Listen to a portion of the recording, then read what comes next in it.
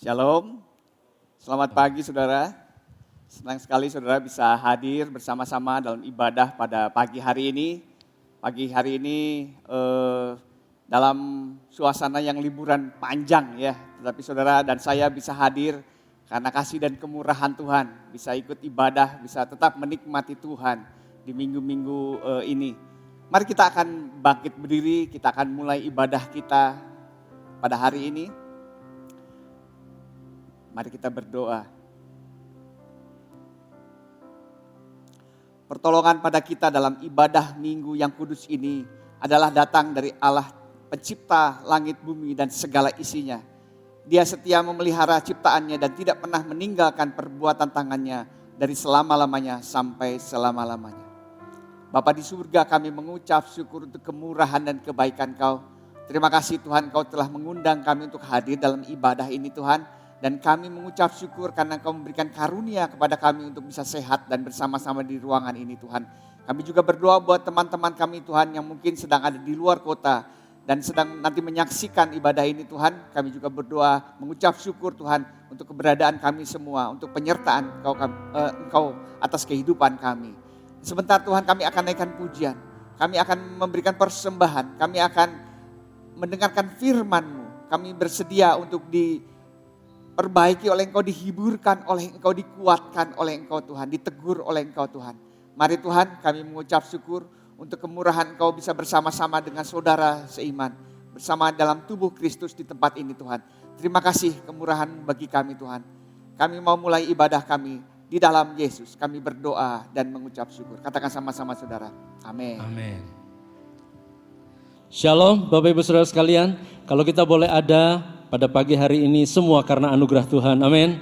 Oleh karena itu mari kita datang pada Tuhan, bersyukur kepada Tuhan, mengaminkan bagian dari firman Tuhan yang mengatakan, kamulah bangsa yang terpilih, imamat yang rajani, umat kepunyaan Allah sendiri, untuk melakukan perbuatan-perbuatan baik bagi Tuhan, bagi kemuliaan nama Tuhan, amin.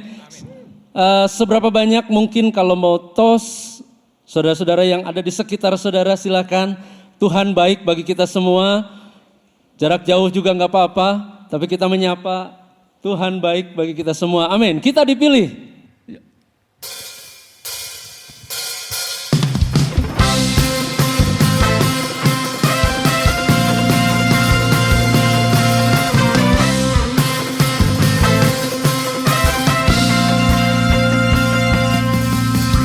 Pilih dari segala bangsa, dipilih jadi umatnya, kita dipilih dan dikuduskannya, bawa kemuliaan hanya bagi Dia. Amin.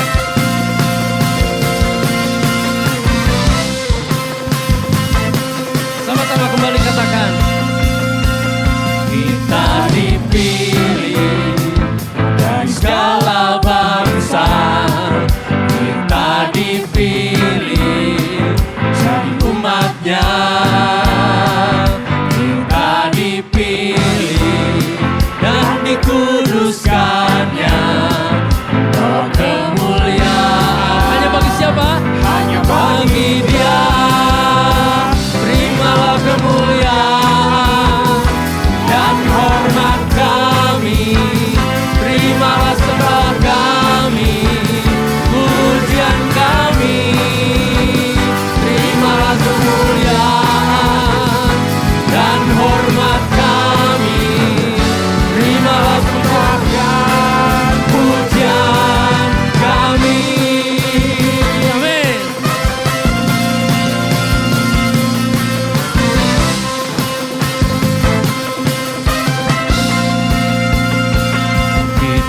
Dipilih dari segala bangsa, kita dipilih jadi umatnya, kita dipilih dan dikuduskannya, bawa kemuliaan hanya bagi Dia. Terimalah kemuliaan,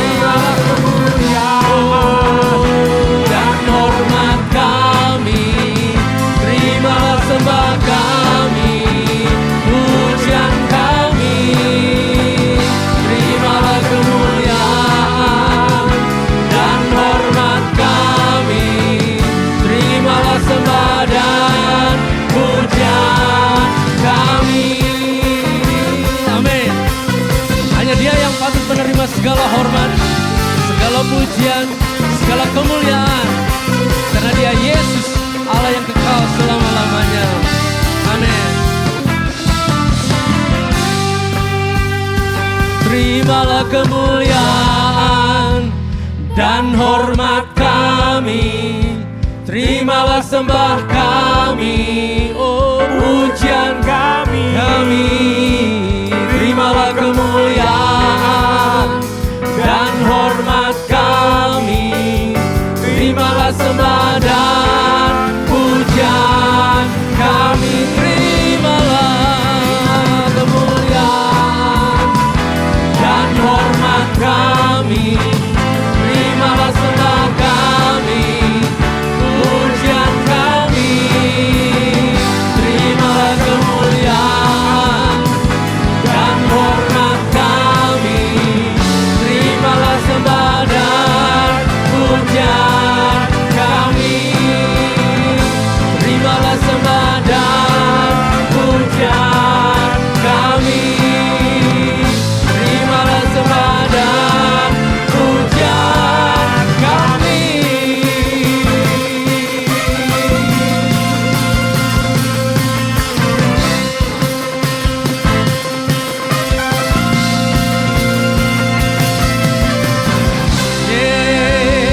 Amin. Biarlah Engkau disenangkan Tuhan. Nama Yesus adalah menara yang kuat bagi kita sekalian yang berseru dan berharap kepadanya. Amin. Amin. Nama Yesus juga adalah kota benteng yang kuat bagi kita sekalian. Oleh karena itu, mari kita serukan nama Yesus.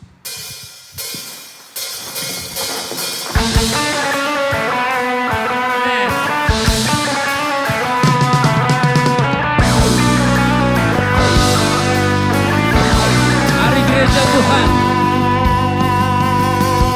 Bangkit, serukan nama Yesus. Maju, nyatakan kuasanya. Kita buat iblis gemetar, kalahkan tipu dayanya. Dengan kuasa namanya. Bangkit, bangkit, serukan nama Yesus. Maju, nyatakan kuasanya. Kita buat iblis gemetar, kalahkan tipu dayanya. Dengan kuasa namanya. Mari serukan nama Yesus. Nama Yesus, menara yang kuat. Nama Yesus, kota benteng yang teguh. Nama Yesus, kalahkan semua musuh. Nama Yesus, di atas segalanya. Amin. Sama-sama serukan. Bangkit, serukan nama Yesus. Maju, nyatakan kuasanya. Kita buat iblis gemetar, kalahkan tipu dayanya. Dengan kuasa namanya. Oh nama Yesus, nama Yesus, menara yang kuat. Nama Yesus, kota benteng yang teguh. Nama Yesus, kalahkan semua musuh. Nama Yesus, di atas segalanya. Nama Yesus, nama Yesus, menara yang kuat. Nama Yesus, kota benteng yang teguh. Nama Yesus, kalahkan semua musuh. Nama Yesus, di atas segalanya. Oh nama Yesus, nama Yesus, menara yang kuat. Nama Yesus, kota benteng yang teguh. Nama Yesus, kalahkan semua musuh. Nama Yesus, di atas segalanya.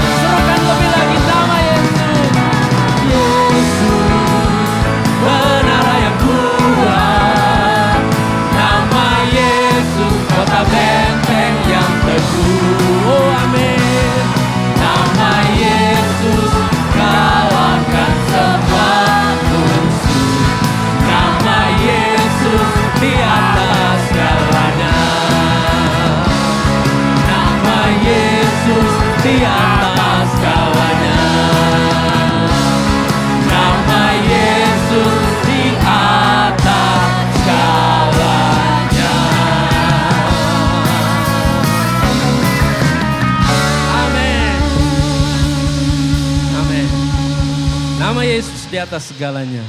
Yesus saja yang memberikan pengharapan yang kekal. Pengharapan yang tidak ada gantinya dan tiada hentinya. Dialah harapan kita semua. Haleluya.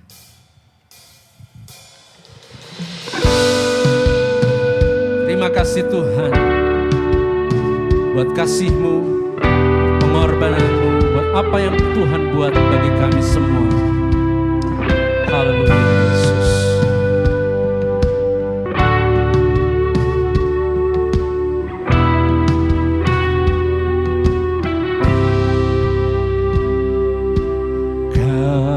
Kasih-Mu, karya-Mu nyata dalamku.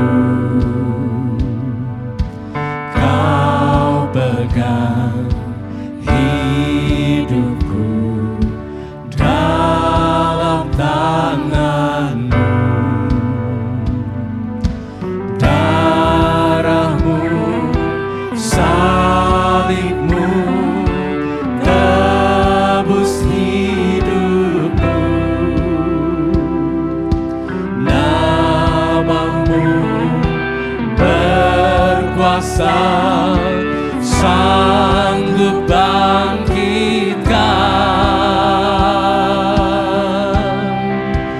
Harapanku di dalam-Mu, hanya Kau Yesus kuatku. Ku percaya, ku aman dalam-Mu.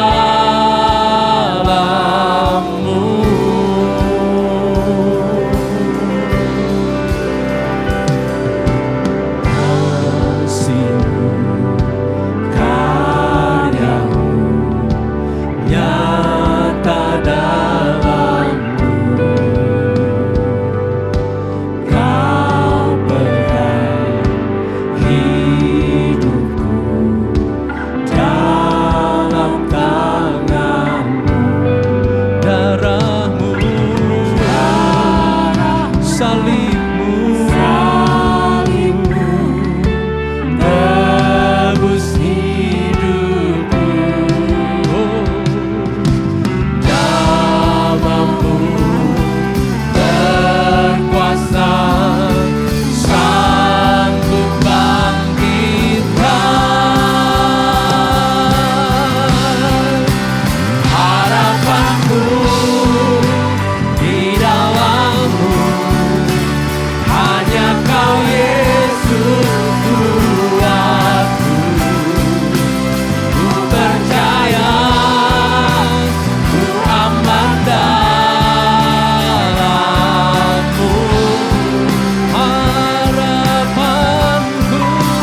Harapanku di dalam-Mu, hanya Kau Yesus kuatku.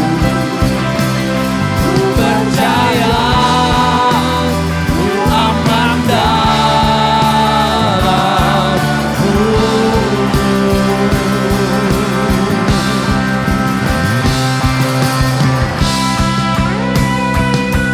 Janjinya tidak pernah gagal. Rencananya Tuhan adalah rencana yang terbaik bagi kehidupan setiap kita. Amin Tuhan. Terima kasih Yesus. Mari kita sama-sama katakan, tak pernah gagal. Tak pernah gagal rencana-Mu. Terangi jalanku, kuasa-Mu sempurna. Pengharapanku takkan hilang. Sebab masa depanku Kau sediakan. Tak pernah gagal rencana-Mu. Terangi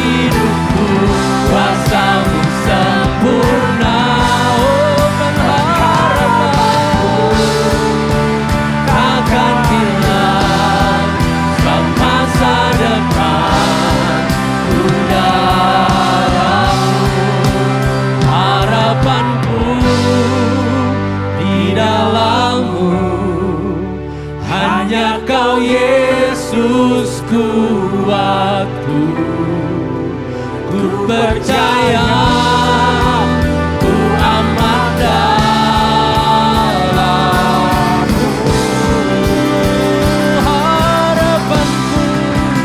Harapanku di dalammu, hanya Kau Yesus Tuhanku. Ku percaya, ku aman dalammu. Ku percaya, ku percaya, ku aman dalammu. Oh, ku percaya Tuhan, ku percaya, ku aman dalammu.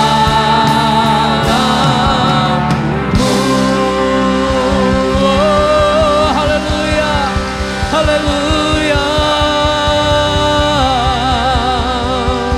Kami muliakan Engkau Tuhan. Haleluya. Kau baik Tuhan. Haleluya.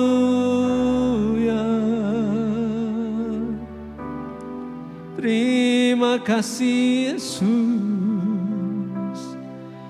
Haleluya.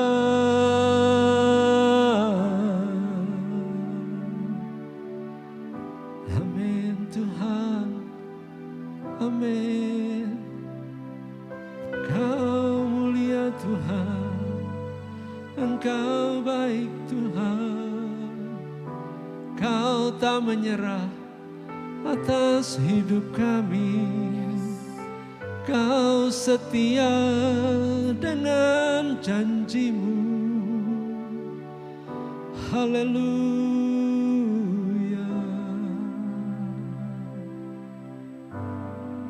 Terima kasih Yesus. Terima kasih Tuhan. Karena Engkau selalu setia. Engkau selalu siap. Dalam keadaan apapun kami Tuhan. Apapun yang menimpa dan kami alami. Kami percaya Tuhan selalu ada buat kami. Terima kasih Tuhan, terima kasih. Kalau pada saat ini Tuhan, berikan kesempatan kami untuk menikmati keberadaan-Mu. Terima kasih Roh Kudus. Terima kasih Tuhan untuk kesempatan apabila sebentar kami memberi bagi pekerjaan Tuhan. Mari Tuhan pakai setiap rupiah yang kami berikan. Tuhan sucikan dan kuduskan. Sehingga bisa dipakai untuk menjadi alat kemuliaan Tuhan. Untuk memperluas pekerjaan Tuhan. Terima kasih Bapa, terima kasih berkati setiap kami. Biarlah dengan sukacita kami boleh memberi bagi Tuhan. Terpujilah nama-Mu Tuhan. Di dalam nama Tuhan Yesus kami berdoa dan kami mengucap syukur. Haleluya. Amin.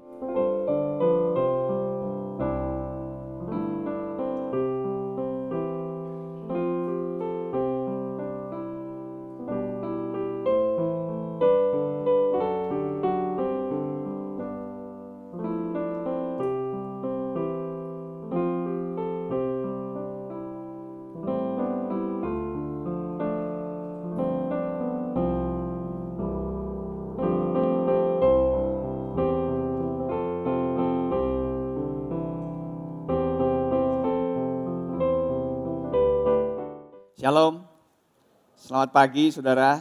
Boleh lihat kiri kanan sebentar? Wah, penuh sekali hari ini. Karena beberapa teman kita sedang bertugas keluar kota ya. Memimpin keluarganya. Untuk bisa tetap sehat, tetap waras, tetap berlibur gitu ya. Tetap hati tetap dalam keadaan sukacita. Mari kita akan berdoa terlebih dahulu. Untuk firman Tuhan dan untuk persembahan yang sudah kita berikan. Bapa, kami mengucap syukur untuk kebaikan kemurahan-Mu. Terima kasih untuk hari ini. Terima kasih Tuhan, Engkau memberikan kami kesempatan untuk terlibat di dalam persembahan pekerjaan bagi pekerjaan Tuhan. Kiranya Engkau menolong kami semua Tuhan untuk tetap setia Tuhan terlibat di dalam persembahan dan persepuluhan ini Tuhan. Dan Engkau pakai Tuhan uang ini Engkau berkati Tuhan pengelolanya sehingga mereka bisa menempatkan pada tempat yang semestinya, yang terbaik Tuhan. Kiranya kerajaan ditinggikan Tuhan melalui persembahan ini Tuhan. Kami mengucap syukur untuk kebaikan-Mu dan pagi hari ini kami akan siap mendengarkan firman-Mu. Engkau yang berbicara setiap pribadi Tuhan, pakai hamba-Mu yang terbatas dan lemah ini Tuhan. Kiranya hanya Engkau sendiri yang sampai kepada setiap hati kami membuka hati kami terbuka lebar-lebar. Terlebih hamba-Mu sendiri Tuhan untuk Kau berikan firman-Mu itu Tuhan. Engkau tegur kami, Engkau hiburkan kami, Engkau kuatkan kami, Engkau motivasi kami kembali Tuhan. Untuk kami semakin selaras dengan kehendak-Mu Tuhan. Kami mengucap syukur, kami melembutkan hati kami, siap mendengarkan firman-Mu. Di dalam Yesus kami berdoa dan mengucap syukur. Katakan sama-sama. Amin. Amin. Shalom sekali lagi saudara semuanya. Hari ini adalah hari terakhir kita membahas seri khotbah tentang doa. Jadi hari ini adalah tentang doa syafaat. Berbicara syafaat di tengah liburan itu sangat cocok sekali saudara. Orang lagi senang-senangnya. Ini ngomong soal syafaat gitu, syafaat untuk orang lain. Jadi saya juga menyapa teman-teman kami yang mungkin ada di Jakarta, ada di mana ya, Pulau Seribu, udah balik lagi yang di Pulau Seribu. Ada yang di Australia, ada yang ke China, ada yang ke Bali. Tadi Thomas titip kecuali untuk Siko katanya jangan dikasih salam.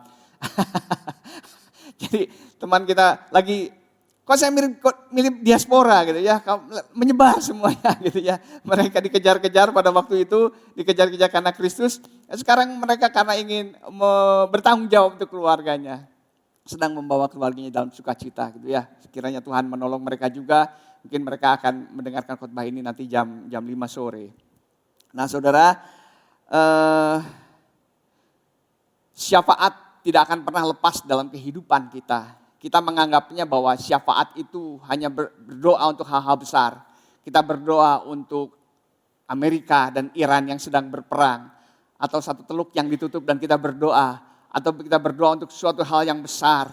Benar bahwa itu adalah tentang syafaat. Tetapi syafaat tidak hanya seperti itu saja.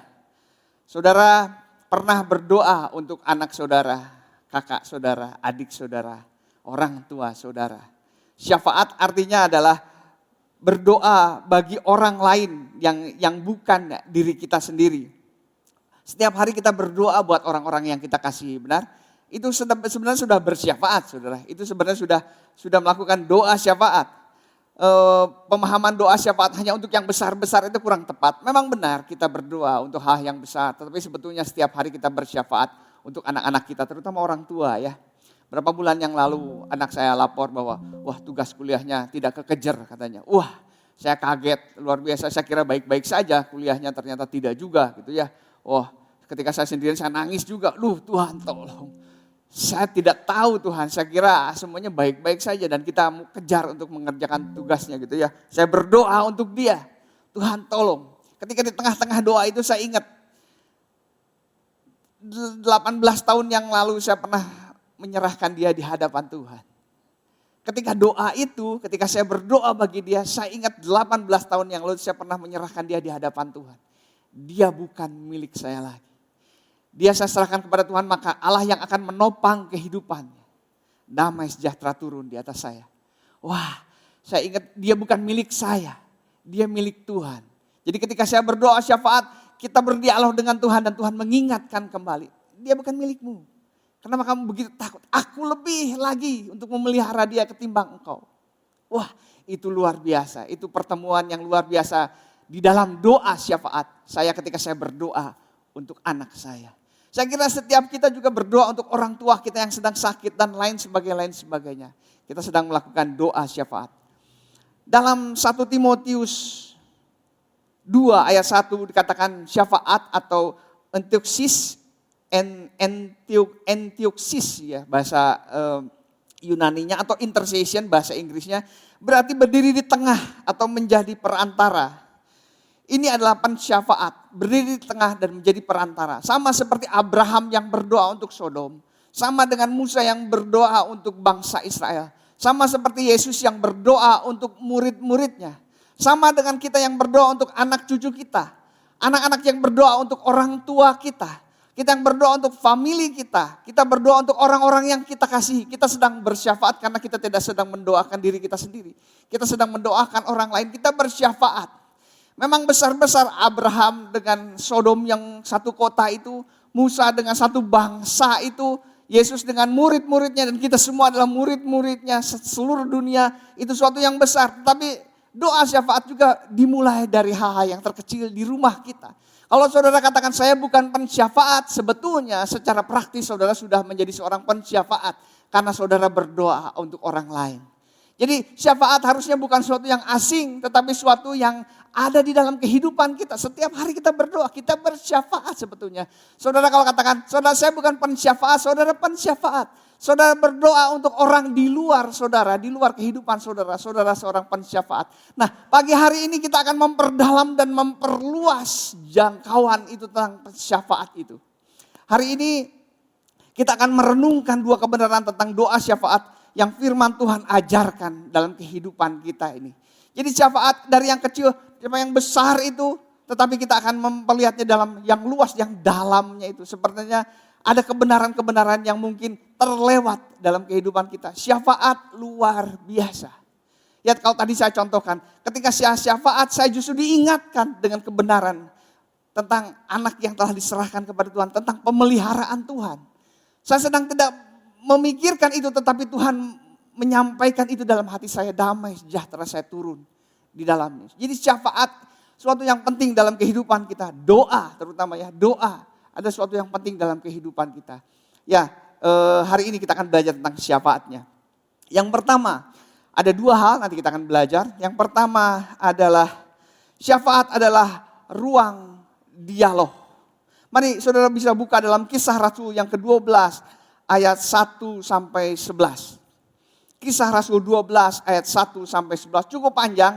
Saya tadinya minta kita akan bersahut-sahutan, tetapi saudara bisa buka ayat saudara, Alkitab saudara, lalu saudara perhatikan saya akan bacakan dalam terjemahan baru 2 ya. Mungkin kalau saudara masih terjemahan 1, saudara perhatikan saja ya. Dan kita akan melihat ada ayat-ayat yang mungkin sedikit berubah. Saya akan bacakan sebuah kisah tentang syafaat yang luar biasa. Kisah Rasul 12 ayat 1 sampai 11. Kira-kira pada waktu itu Raja Herodes mulai bertindak keras terhadap beberapa orang dari jemaat. Ia menyuruh membunuh Yakobus, saudara Yohanes dengan pedang. Ketika ia melihat bahwa hal itu menyenangkan hati orang Yahudi, ia selanjutnya menyuruh menahan Petrus juga. Pada waktu hari raya roti tidak beragi. Setelah Petrus ditangkap, Herodes menyuruh memenjarakannya di bawah penjagaan 4 regu. Masing-masing terdiri dari 4 prajurit.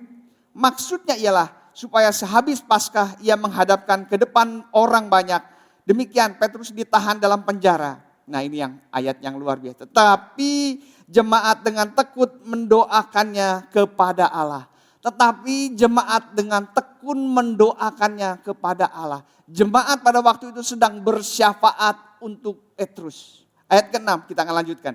Pada malam sebelum Herodes hendak menghadapkannya kepada orang banyak. Jadi besoknya Petrus akan dihadapkan, kemungkinan akan dibunuh, dihukum mati juga. Petrus tidur di antara 2 orang prajurit, terbelenggu dengan 2 rantai. Sedangkan di depan pintu para pengawal sedang menjaga penjara itu. Tiba-tiba berdirilah seorang malaikat Tuhan dekat Petrus. Dan cahaya bersinar dalam kamar penjara itu. Malaikat itu menepuk Petrus untuk membangunkannya. Katanya, bangunlah segera.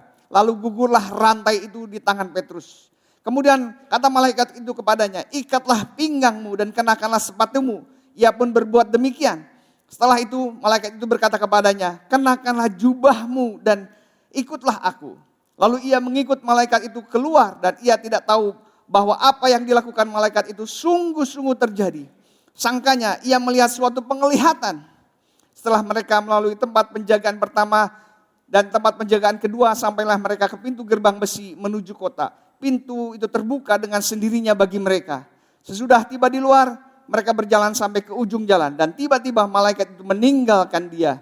Setelah sadar akan dirinya, Petrus berkata, sekarang tahulah aku benar-benar bahwa Tuhan telah menyuruh malaikatnya dan menyelamatkan aku dari tangan Herodes, dari segala sesuatu yang diharapkan orang Yahudi. Ini sebuah peristiwa yang besar, sebuah peristiwa, sebuah mujizat, sebuah kejadian Allah melakukan sebuah tindakan spiritual di dalam kehidupan Petrus dan kehidupan murid-murid pada waktu itu. Herodes sedang mencari muka, sedang ingin mendapatkan pujian dari orang-orang Yahudi. Karena dia adalah orang Edom, bukan orang bangsa suku Yahudi, tetapi dia mengikut agama Yahudi.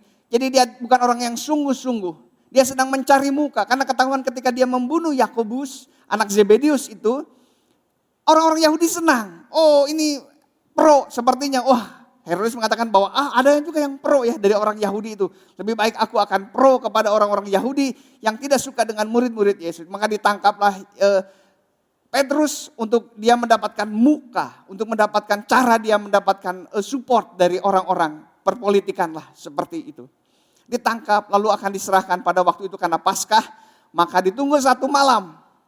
Ketika ditangkap, tangannya dibelenggu, kiri kanannya ada penjaga, di pintu depan juga ada penjaga. Itu adalah pengamanan yang luar biasa. Ketika Petrus tidur, apakah di kiri kanannya tertidur? Saya kira tidak tertidur. Saya kira tidak tertidur, mana ada penjaga tertidur. Ketika di depan ada penjaga, apakah ada penjaganya tertidur? Saya kira juga mereka tidak tertidur. Mati mereka kalau mereka bekerja menjadi penjaga lalu tertidur. Saya kira semua penjaga itu terjaga dan semua orang itu melihat. Tetapi ketika malaikat itu datang, mereka tidak melihatnya.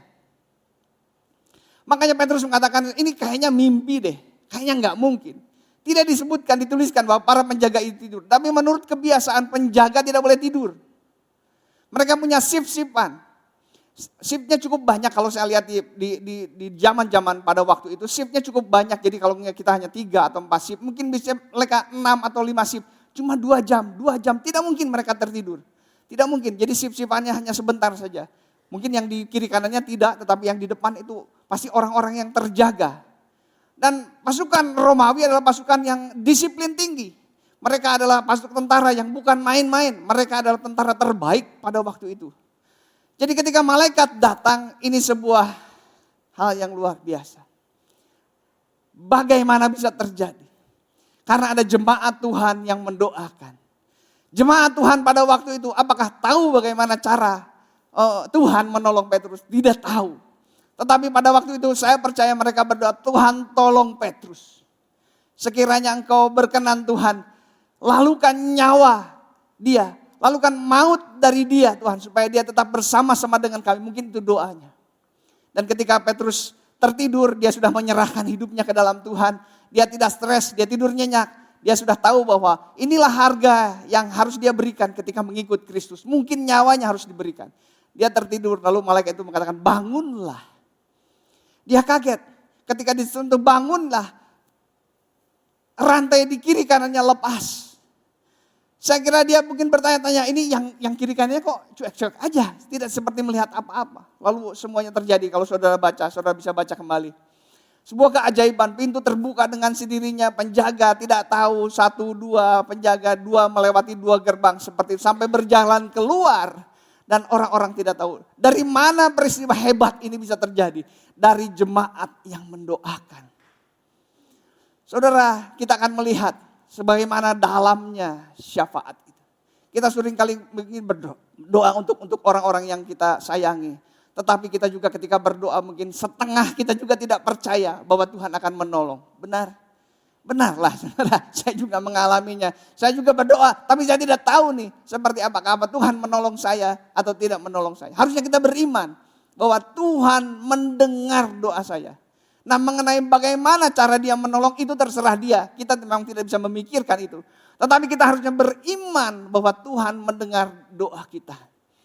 Kita tidak sedang ada di dalam suatu tempat yang jauh daripada Allah. Mungkin bisa kedengar oleh Tuhan. Mungkin bisa kedeteksi sama Tuhan. Mungkin juga tidak. Kita tidak dalam kondisi seperti itu.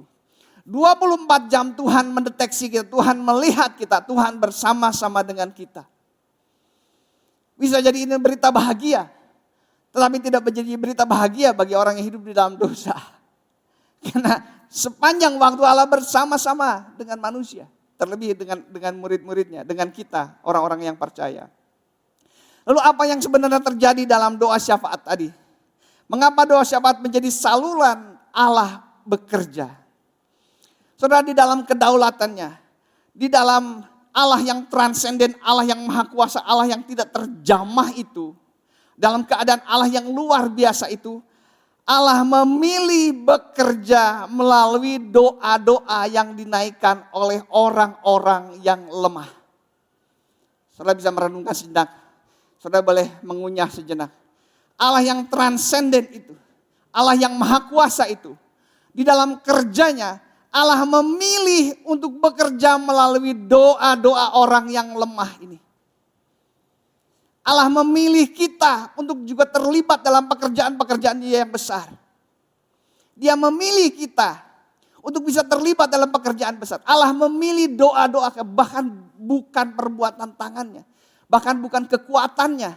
Hanya doa, hanya bertelut dan meminta kepada Tuhan. Beda kalau kita adalah orang-orang yang dilatih menjadi tentara seperti tadi. Mengeluarkan Petrus dengan kekuatan, dengan kehebatan seperti pasukan Ranger atau Delta Force atau Black Officer gitu ya. Delta dan lain sebagainya. Kita bekerja dan menerobos penjara dengan kehebatan taktik perang kita. Tidak, bahkan tidak dengan cara itu. Allah yang luar biasa itu memilih untuk bekerja di dalam doa. Jemaatnya yang bukan ada di situ, bahkan tubuhnya tidak ikut bergerak untuk maju dalam penjara itu. Hanya doa, hanya bertelut dan meminta kepada Tuhan. Tapi dengan cara itu Tuhan memilih.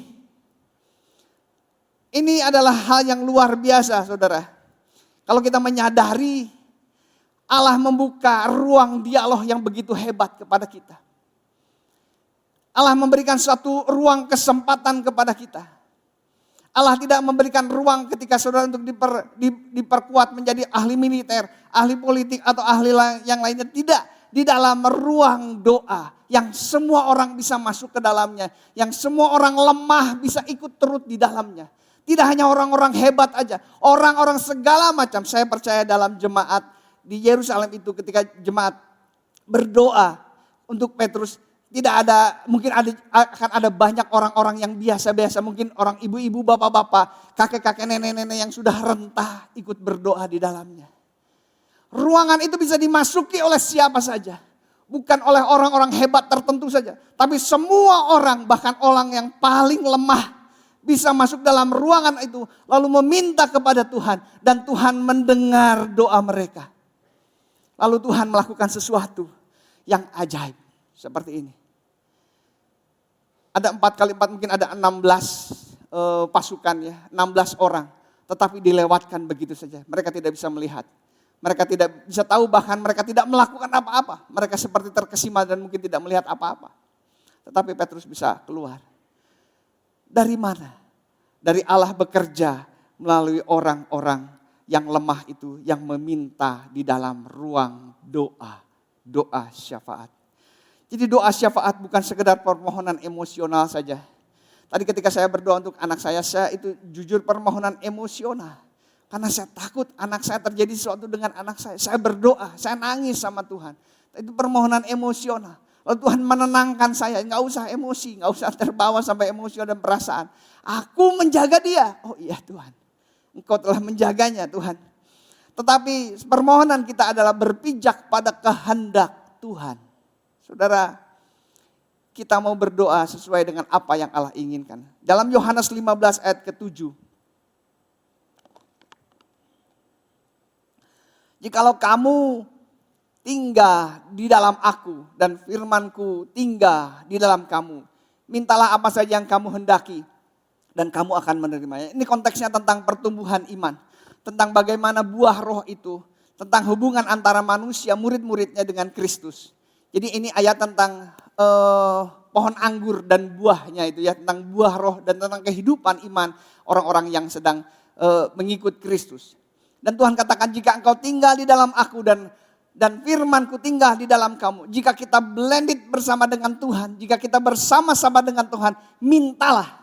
Maka kamu akan menerimanya apa saja. Tetapi apa saja harus sesuai, benar.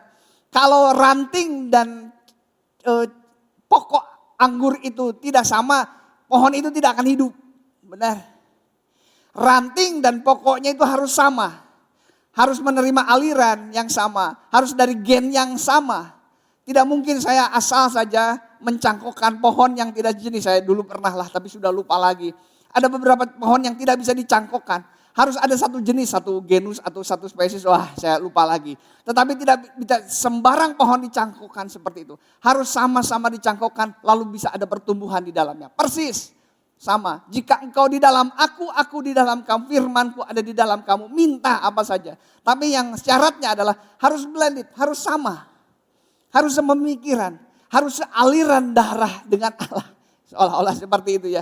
Kalau beda aliran ya nggak bisa lah. Kita ingin hanya mintalah segala sesuatu pasti akan menerimanya. Amin, titik sampai situ saja. Konteksnya nggak gitu. Konteksnya adalah kamu harus sama dulu dengan pokok itu. Baru kamu minta apapun. Ketika kita sudah sama dengan pokok anggur itu, maka kita akan punya pemikiran yang sama. Punya kehendak sama. Punya minat yang sama.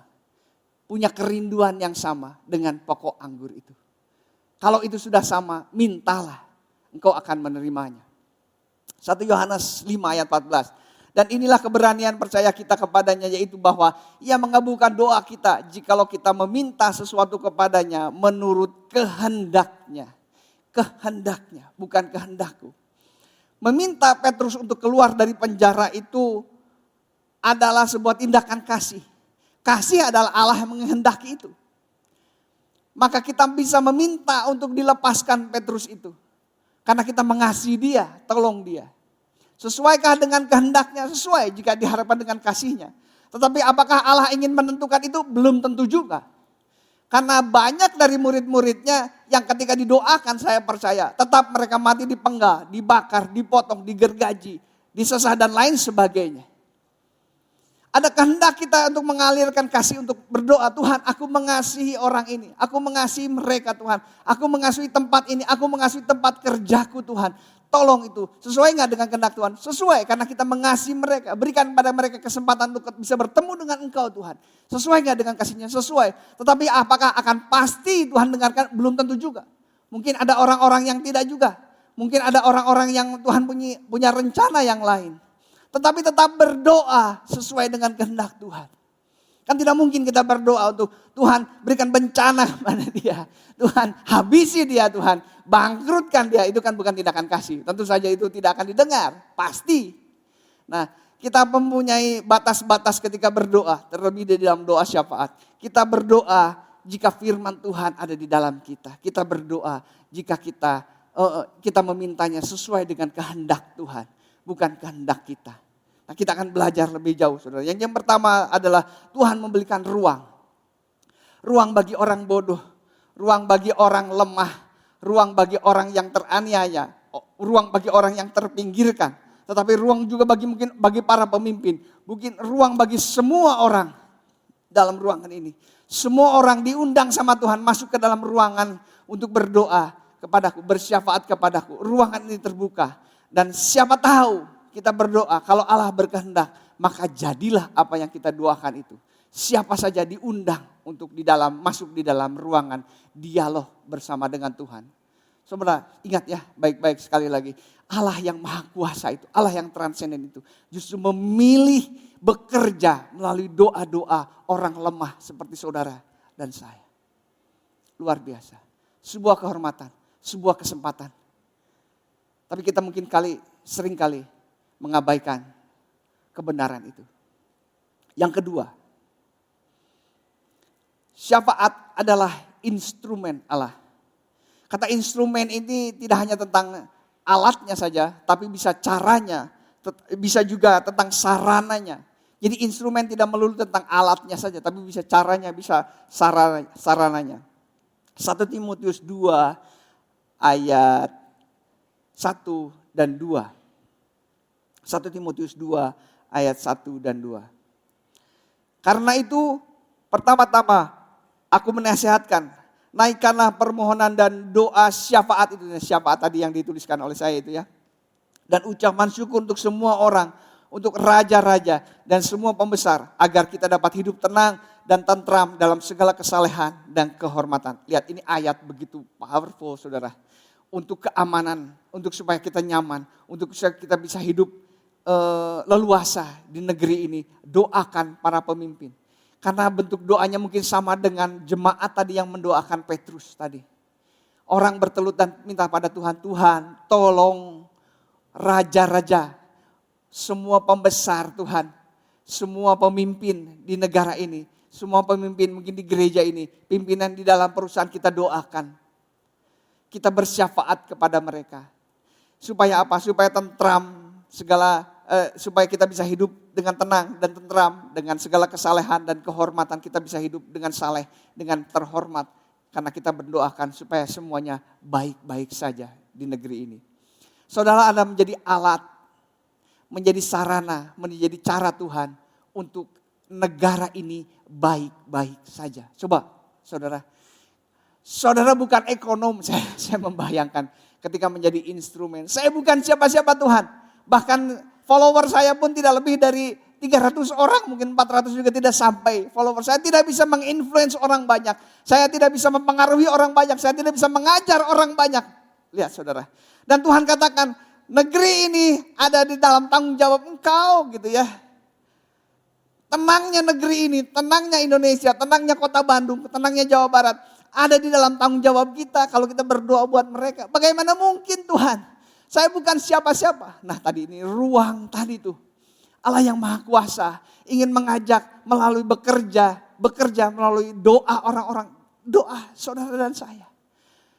Makanya ketika kita bersyafaat, kita berdoa untuk kota, jangan remehkan itu saudara. Ayat ini mengatakan kita justru harus berdoa supaya kita bisa hidup tenang, tentram di dalamnya.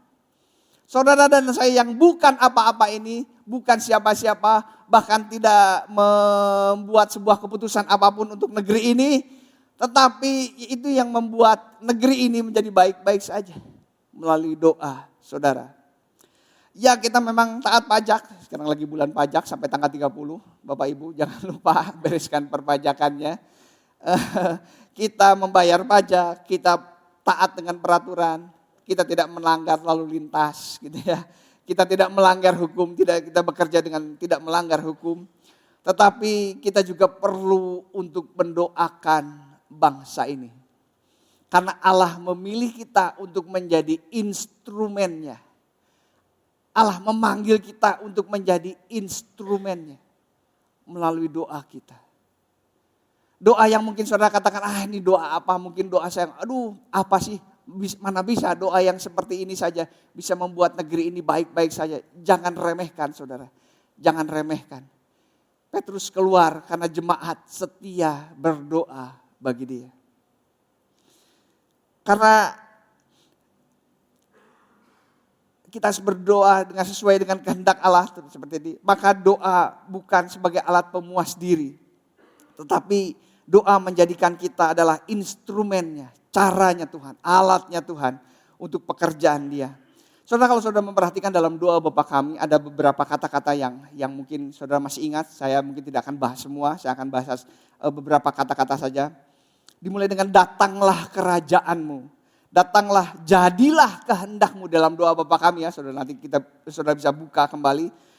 Dari kata-kata ini, dari doa yang Yesus ajarkan bagaimana kita berdoa, menunjukkan kesiapan untuk terlibat dalam kehendak Tuhan. Datanglah kerajaanmu Tuhan. Jadilah kehendakmu Tuhan. Itu adalah kesiapan kita untuk, saya setuju Tuhan, untuk kerajaanmu ada di sini. Jadi doa syafaat sedang membuka diri untuk kesiapan menjadi instrumennya Tuhan.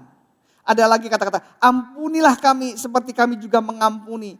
Itu kita juga tidak hanya setuju, tetapi kita juga terlibat di dalamnya. Bukan hanya menerima, tapi menjadi saluran pengampunan. Kita juga mengampuni di dalamnya, kita juga menghidupi di dalamnya. Ada lagi kata-kata, berikanlah kami, itu bentuk kebergantungan kita kepada Tuhan. Jadi saudara, syafaat itu besar sekali manfaatnya. Doa itu besar sekali manfaatnya. Dosa menunjukkan bahwa kita setuju dengan Tuhan. Doa juga menunjukkan bahwa kita terlibat bersama-sama dengan Tuhan. Doa juga menunjukkan bahwa kita menjadi saluran pekerjaan-pekerjaan Tuhan. Itu pensyafaat, itu saudara dan saya. Saudara, doa tidak hanya bermanfaat secara psikis saja. Mungkin seperti tadi ya, ketika saya berdoa untuk anak saya, maka saya mulai dibangunkan kembali. Saya diingatkan lagi, Tri jangan terlalu takut. kau harusnya tetap dewasa, percaya kepada Tuhan, percaya beriman kepada Tuhan. Ia membangun karakter ketaatan saya kepada Tuhan. Saat saya taat kepada Tuhan. Tetapi juga doa juga melatar belakangi peristiwa-peristiwa spiritual. Kenapa disebut sebagai peristiwa spiritual? Karena peristiwa itu ada tindakan Allah dalam sejarah yang menyatakan kuasanya, menyatakan karakternya, menyatakan rencana keselamatannya. Bukan sekedar kejadian alam biasa. Ketika kita berdoa, lalu terjadi peristiwa spiritual. Saudara, ketika Tuhan memerintahkan Elia melawan nabi-nabi palsu. Ketika Tuhan memerintahkan bangsa Israel untuk mengelilingi benteng Yeriko. Ketika Tuhan memerintahkan Musa mengangkat tongkatnya membelah laut. Ketika Tuhan memerintahkan jemaat untuk mendoakan bagi Petrus. Jika mereka tidak melakukannya, apakah pekerjaan Tuhan akan terkendala atau terhambat? Kalau pada waktu itu Elia tidak mau, kalau pada waktu itu orang Israel tidak mau berkeliling, mengelilingi berdoa untuk Yeriko itu. Kalau Musa tidak mengangkat, apakah pekerjaan Tuhan akan terhambat? 100% saya katakan tidak mungkin. Pekerjaan Tuhan pasti terjadi. Lalu apa fungsinya? Keterlibatan engkau dan saya. Allah membuka dirinya untuk kita menjadi instrumennya. Tadi Allah membuka ruang untuk berdialog dengan dia. Nah, yang kedua adalah Allah membuka, apakah kita mau menjadi instrumennya. Allah memilih instrumen untuk alat untuk pekerjaannya. Dan Allah memanggil manusia untuk bekerja sama di dalamnya. Jika orang-orang tadi tidak mengangkat, jika Musa tidak mengangkat, apakah orang Israel tidak akan menyeberang? Saya percaya dengan cara apapun orang Israel akan selamat dari kejaran orang Mesir. Nah, pada hari ini Tuhan memerintahkan kepada kita berdoa, bersyafaat. Allah menginginkan kita terlibat menjadi instrumennya Tuhan. Apakah karena instrumennya? Tentu saja bukan. Karena Tuhan yang bekerja di baliknya. Tetapi anugerah Allah membuka itu, mengundang kita untuk menjadi instrumennya. Apakah kalau saya tidak, karena saya pelayan dulu saya main musik. Kalau saya tidak mau main musik, apakah kebaktian di tempat ini tutup? Saya kira tidak. Ketika ada orang-orang yang tidak mau lagi melayani, apakah ibadah kita akan selesai? Saya kira tidak. Terlalu besar.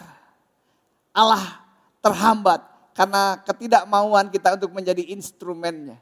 Dia akan pakai orang lain. Dia akan pakai cara lain untuk pekerjaannya tetap terjadi. Jadi itu peringatan buat saya juga yang jadi seorang pelayan. Jangan tinggi hati, jangan besar kepala. Tanpamu pekerjaan Tuhan akan tetap terjadi. Pekerjaan Tuhan akan tetap berjalan. Tetapi saya akan menyadari bahwa Tuhan engkau memberikan anugerah kepada saya untuk terlibat dalam pekerjaan Tuhan. Tuhan sedang memanggil saudara dan saya. Mau gak terlibat dalam pekerjaan Tuhan? Jika engkau tidak mau, aku bisa pakai yang lain. Maka kita bilang ya udah yang pakai yang lain saja. Kita sedang melewatkan kesempatan yang begitu besar yang mungkin tidak akan datang lagi dalam kehidupan kita. Saudara, kehidupan kita tidak hanya di sini kan, tetapi kita akan bersama-sama dengan Allah. Saudara bisa bayangkan kalau saudara pernah menolak. ini pikiran saya saja. Kalau saya lihat ini mantan, saudara lihat kalau ada mantan di dalam IG story, di dalam ada konten-konten begitulah mantan. Betapa nggak enaknya mantan itu ketemu dengan mantannya gitu ya. Saya merenungkan, ini manusia sadar nggak ya? Suatu saat nih kita ketemu lagi dengan orang yang pernah kita tolak. Duh, nggak enaknya kayak gimana gitu ya. Dulu saya pernah menolak engkau gitu ya. Ini mantan ya. Ini di hadapan Tuhan, saudara, wah kata saya, ngeri banget ya kalau saya dulu pernah ditawari itu. Terlibat, aku memanggil kamu untuk menjadi instrumen alatku bagi pekerjaan Tuhan. Enggak lah Tuhan. Lalu ketemu lagi dengan Tuhan, aduh gak enak ya. Kayaknya Tuhan, Saya nggak tahu nih kejadian nanti akan seperti apa. Tapi rasanya dengan mantan aja kita agak risih gitu ya. Dulu pernah nggak enak, pernah bertengkar dengan dia, lalu ketemu lagi nggak enak. Ini dengan Tuhan loh saudara. Dengan Tuhan loh. Ini dengan Tuhan loh saudara. Saudara berani pernah mengatakan bahwa enggak lah Tuhan, nanti lagi aja lah Tuhan. Entarlah Tuhan, saya nggak mau lagi. Saya masih mau menikmati hidup dalam dosa ini Tuhan. Entar aku tidak mau terlibat dalam pelayanan, nanti lagi loh. Berani saudara. Wow, kalau saya memikirkan itu ya, kayaknya saya enggak deh. Kalau Tuhan panggil saya akan katakan, ayo Tuhan, siap. Tuhan mau pakai saya di mana? Saya siap Tuhan. Ini tentang Tuhan, ini bukan tentang saya. Ini bukan tentang pekerjaan saya, ini bukan tentang pelayanan, bukan tentang gereja ini, tetapi tentang Tuhan yang memanggil pribadi demi pribadi untuk menjadi alat dan instrumennya. Saudara, kalau Tuhan tadi memerintahkan Musa, memerintahkan Elia, memerintahkan bangsa-bangsa untuk melakukan action. Nah Tuhan meminta umatnya sekarang untuk berdoa bersyafaat. Apakah kita mau terlibat juga? Apakah kita mau juga jadi terlibat, jadi alat, jadi instrumennya Tuhan?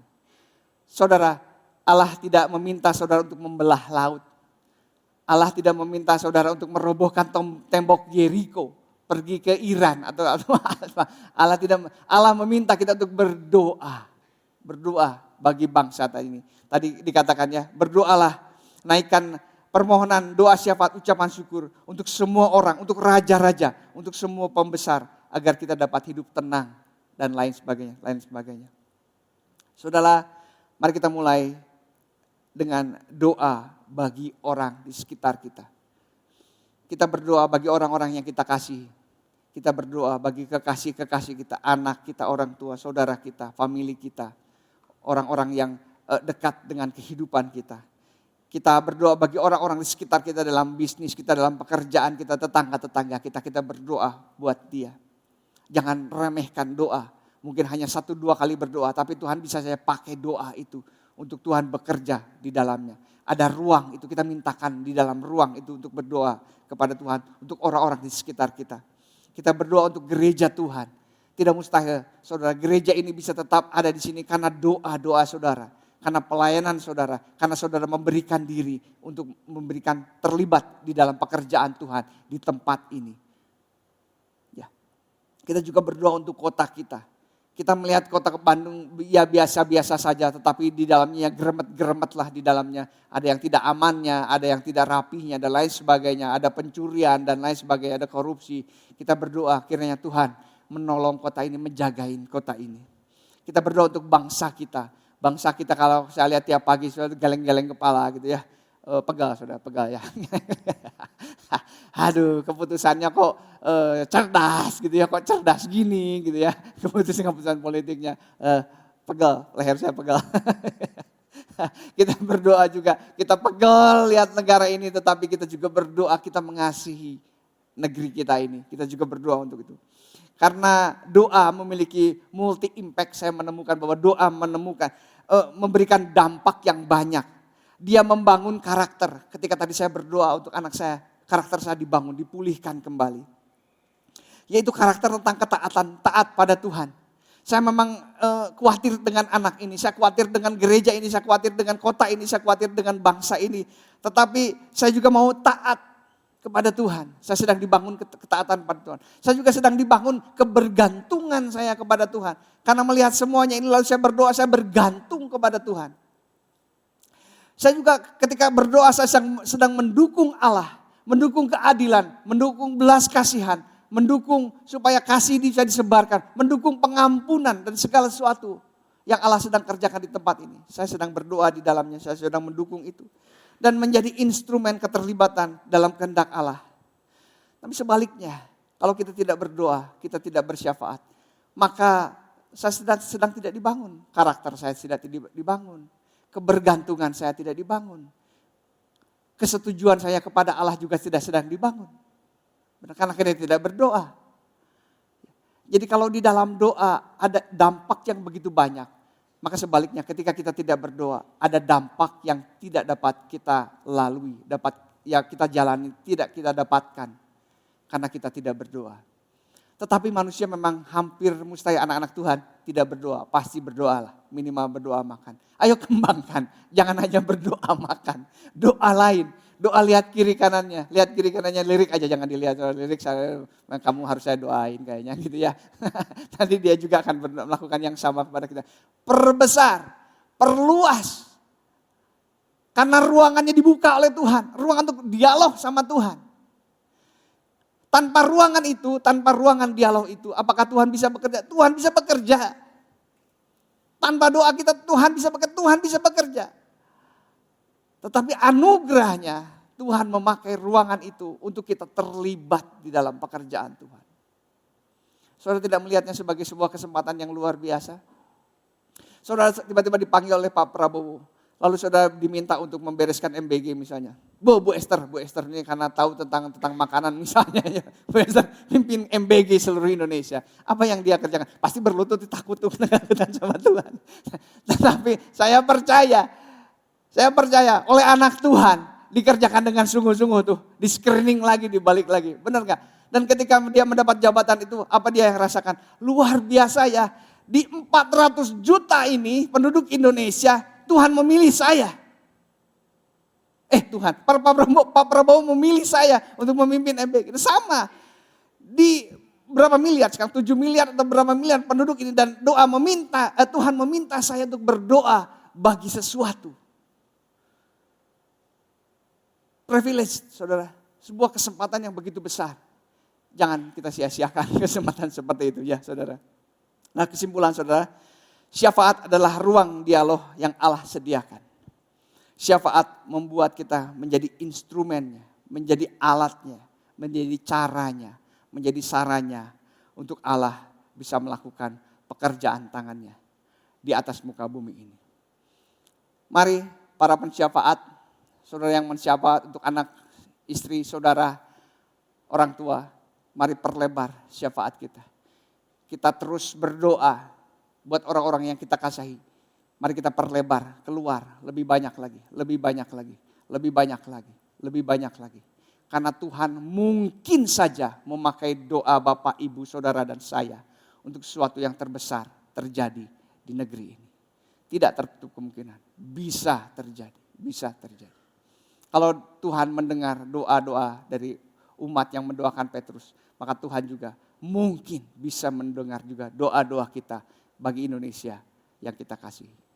Amin. Mari kita berdoa. Bapa, kami mengucap syukur untuk kemurahan di akhir seri firman Tuhan tentang doa ini. Kiranya kami tetap setia di dalam syafaat.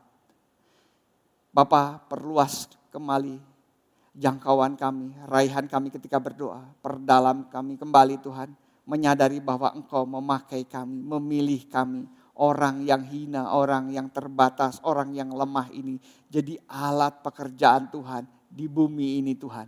Kami mengucap syukur untuk kemurahan-Mu, kebaikan-Mu. Kami menyadari Tuhan bahwa Engkau beranugerah dalam hidup kami Tuhan. Mau memakai kami jadi alat pekerjaan tangan Tuhan di atas muka bumi ini. Kami mengucap syukur untuk kebaikan kemurahan Tuhan. Kiranya kami terus setia menjadi pensyafaat yang berkenan, yang sesuai dengan yang Engkau kehendaki. Di dalam Yesus kami berdoa dan mengucap syukur. Katakan sama-sama.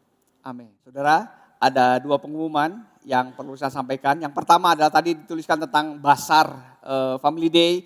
Hari ini tidak ada. Hari ini libur dulu ya, libur dulu karena semuanya sedang berlibur. Jadi hari ini tidak ada Basar, biasanya ada Basar di bawah.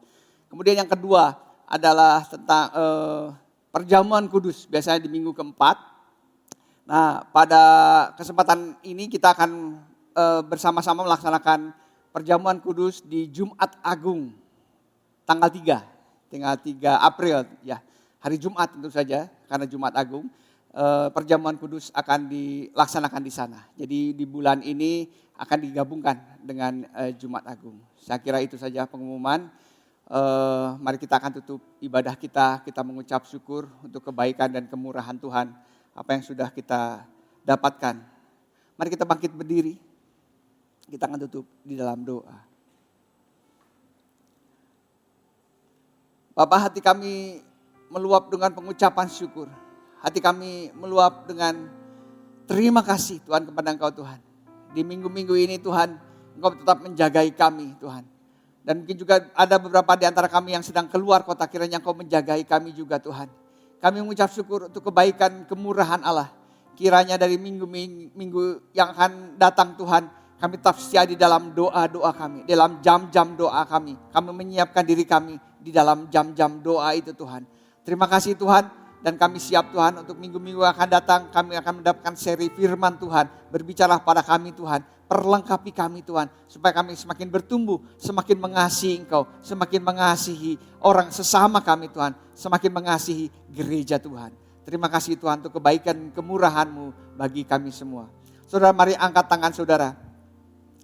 Saudara, terimalah berkat dari Allah Bapa, kasih karunia dan damai sejahtera dari Tuhan Yesus Kristus, dan persekutuan Allah Roh Kudus menyertai saudara sekalian mulai hari ini sampai Maranatha, Tuhan Yesus datang kembali.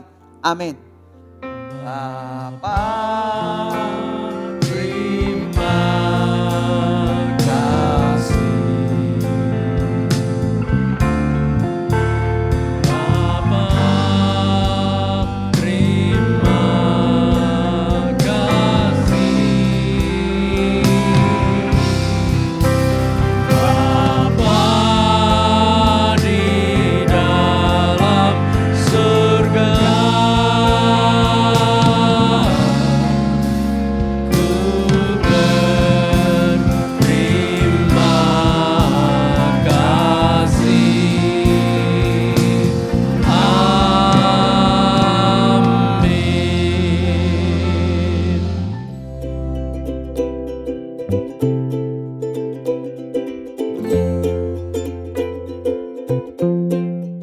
Shalom, saudara. Melalui firman-Nya, Allah memerintahkan umat-Nya untuk mengasihi Tuhan dengan segenap hati, jiwa, dan akal budi.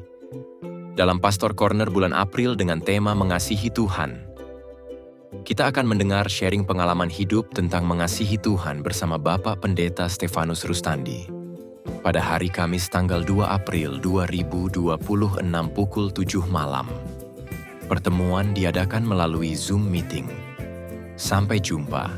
Tuhan Yesus memberkati.